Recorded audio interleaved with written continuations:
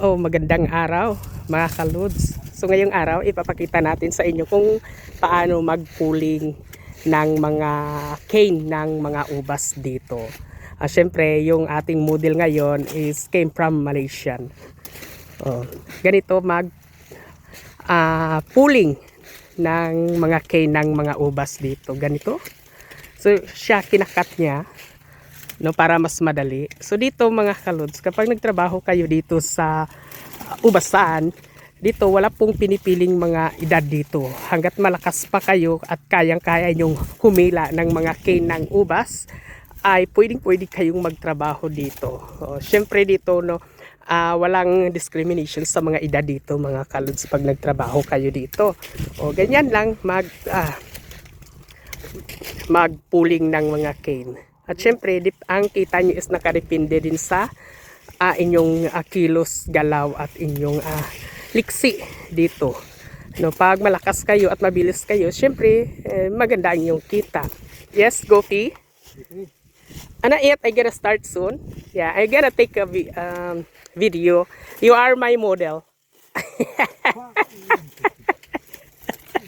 Yeah, because I gonna show the people how to doing pulling the cane of the grape, because pagkatapos kasi nito mga kaludes ng picking ng mga ubas, so ito yung trabaho na naman, pulling at saka pruning at rolling. Yun, tatlo po yan mga kaludes ang trabaho dito pagkatapos ng picking. So ganito yung pulling.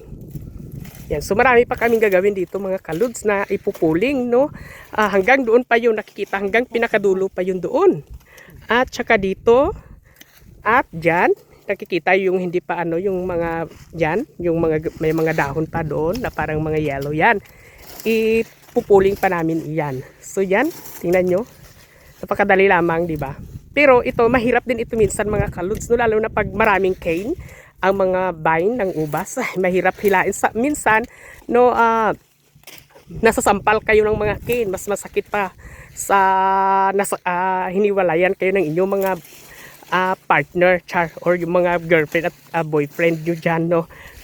Siyempre, no, mas masakit pa itong sampalin ka ng cane, pero titiisin mo kasi dito nakasalalay ang iyong kita at dito nakasalalay ang iyong sahod, no, sa pagtatrabaho ng ganitong trabaho. Kahit na masakit, at least pag kuha nyo na or na tanggap nyo na ang sahod nyo, sulit naman yung sakit, no? Syempre, bili na lang kayo ng Panadol or either Panamax para tanggal sakit mga kalud sa katawan ninyo, lalo na yung mga nasampal dyan ng mga cane, no? So syempre ako nakakaranas din ako ng mga ganyan, minsan sa mukha, minsan sa lahat ng katawan na sampal nitong mga cane.